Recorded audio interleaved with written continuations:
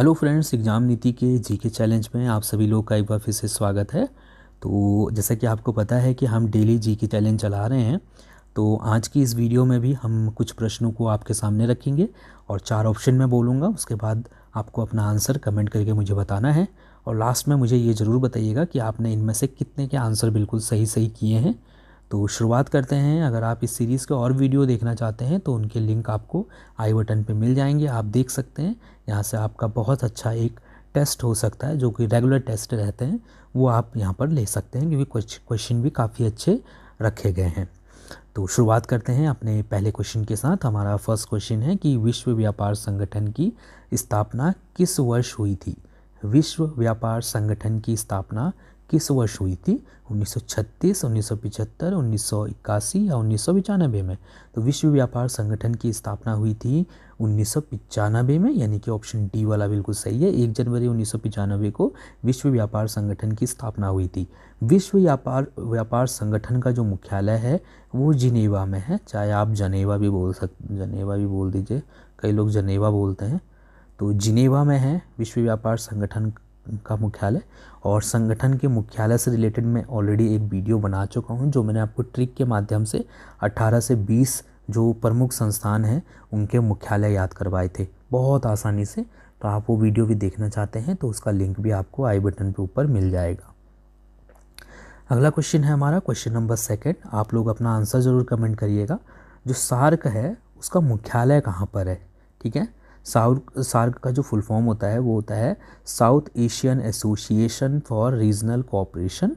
तो इसका जो मुख्यालय है वो कहाँ पर है? कराची, नई दिल्ली, ढाका या काठमांडू?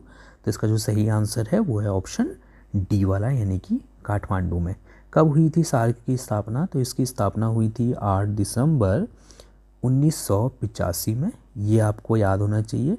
टोटल 8 सदस्य इसमें शामिल हैं, जिसमें भारत, पाकिस्तान, श्रीलंका, बांग्लादेश, नेपाल, भूटान, मालदीव और अफ़गानिस्तान शामिल है। बेसिकली जो भारत के जो एक तरीके से आप कह सकते हो पड़ोसी देश जो है वो जो है इसके अंदर शामिल हैं। तो ये याद रखिएगा। इसके बाद अगला क्वेश्चन है हमारा कि बौद्धों का पवित्र ग्रंथ कौन सा है?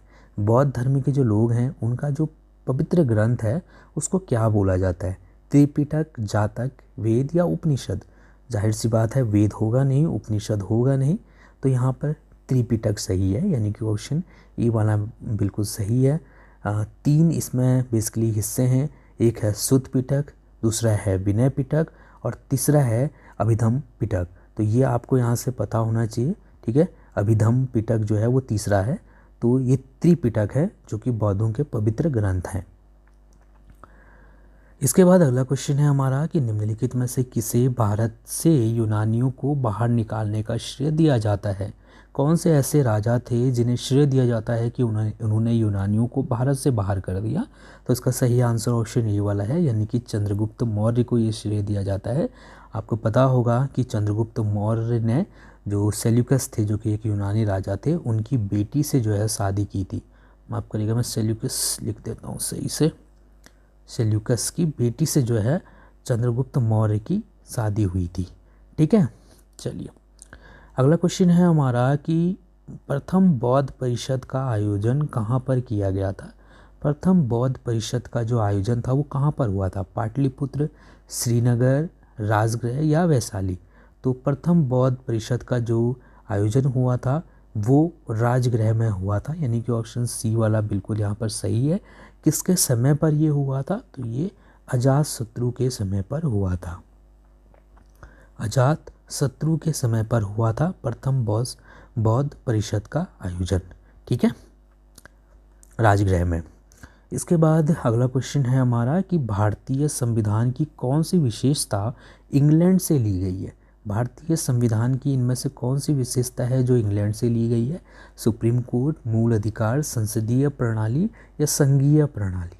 तो इसका जो सही आंसर है वो है ऑप्शन सी वाला, यानी कि संसदीय प्रणाली। ठीक है, भारतीय संविधान की मतलब संसदीय प्रणाली जो हमारी विशेषता है वो इंग्लैंड के संविधान से ली गई है। अगला क्वेश्चन है हमारा कि गौतम बुद्ध का जन्म कहाँ हुआ था? गौतम बुद्ध को कहाँ पर ज्ञान प्राप्त हुआ? ये मैंने आपको बताया। गौतम बुद्ध का जो जन्म था वो लुम्बिनी में हुआ था। कब हुआ था? तो 563 ईसा पूर्व में हुआ था। ठीक है, ये आपको यहाँ से ध्यान होना चाहिए। बचपन के इनका नाम क्या था? तो इनका नाम था सिद्धार्थ। ठीक है, सिद्धार्थ इनका नाम था। चलिए, इसके बाद अगला क्वेश्चन है हमारा कि पांचवी बौद्ध परिषद का आयोजन किसके कार्यकाल में हुआ? पांचवी बौद्ध परिषद का जो आयोजन है वो हर्षवर्धन के काल में हुआ था, यानी कि ऑप्शन बी वाला यहाँ पर से बिल्कुल सही है। और हुआ कहाँ पर था? तो ये हुआ था कन्नौज में। ठीक है, कन्नौज में हुआ था। इसी तरीके से अगर जो तीसरी बौद्ध परिषद थी उसका आयोजन अशोक के टाइम पे हुआ था, और जो चौथी थी उसका आयोजन कनिष्क के टाइम पे हुआ था। प्रथम का मैंने आपको बताया कि अजातशत्रु के टाइम पे हुआ था। कहाँ पर हुआ था? राजगृह में हुआ था। ठीक है, इसके बाद अगला क्वेश्चन है कि भारतनाट्यम नृत्य शैली कहाँ से नृत्य शैली का संबंध किस राज्य से है? भारतनाट्यम जो नृत्य शैली है उसका संबंध कहाँ से है? तमिलनाडु, केरल, कर्नाटक या आंध्र प्रदेश? तो इसका सही आंसर ऑप्शन ए वाला है, यानी कि तमिलनाडु से संबंधित है। इसके बाद अगला क्वेश्चन है हमारा कि मुखौटा नृत्य का संबंध किस नृत्य शैली से है? कथकली, उड़ीसी, मणिपुरी या कुचिपुड़ी? तो इसका जो सही आंसर है वो है ऑप्शन ए वाला, यानी कि कथकली। कथकली करने के लिए मुखौटा पहना जाता है। तो ये जो मुखौटा नृत्य का जो संबंध है ये कथकली नृत्य शैली से संबंधित है। अच्छा, कथकली कौन से राज्य में होता है या कौन से राज्य का प्रसिद्ध नृत्य है? तो ये केरल का प्रसिद्ध नृत्य है। इसके बाद दोस्तों एक क्वेश्चन मैं आपके लिए नहीं, ये मैं आपको खुद ही बता देता हूँ, और इसके बाद वाला क्वेश्चन मैं आपके लिए दे दूँगा। इसमें यह है कि अंग्रेजी अल्फ़ाबेट का सबसे अधिक इस्तेमाल होने वाला लेटर कौन सा है? ये हमें यहाँ से बताना है, ए, ई, आई या यू। तो सबसे ज़्यादा जो अंग्रेजी अल्फ़ाबेट इस्तेमाल होता है वो है ई, यानी कि ऑप्शन बी वाला यहाँ पर सही है।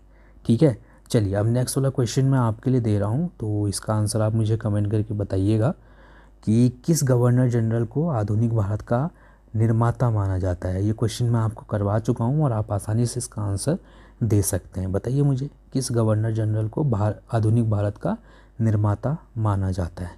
ठीक है,